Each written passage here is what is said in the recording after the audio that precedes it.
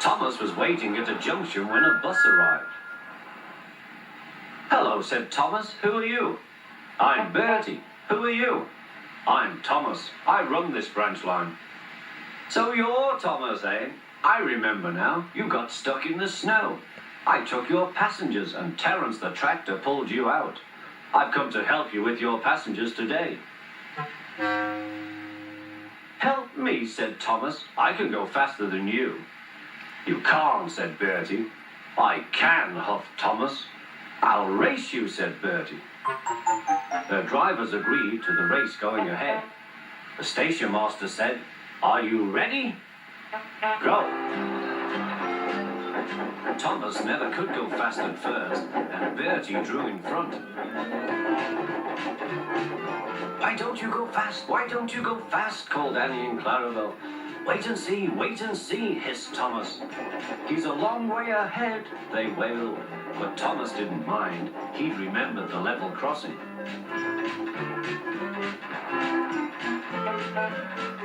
There was Bertie, fuming at the gates, while they sailed gaily through.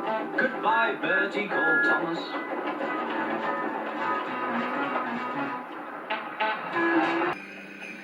At long last, the rescue was complete.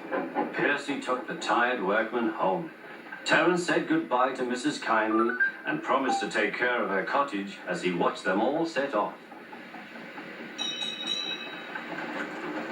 The engines made good time. No more snow had fallen, but the yard was dark. Thomas's heart sank. Suddenly, all the lights went on. What a marvelous sight awaited Mrs. Kindly.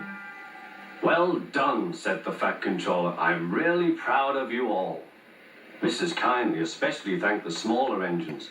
"Thomas and Toby are all friends," she said. "And now, Percy, you are my friend too." Percy was very pleased. "3 cheers for Mrs. Kindly," he called. "Peep, peep, peep." They all whistled.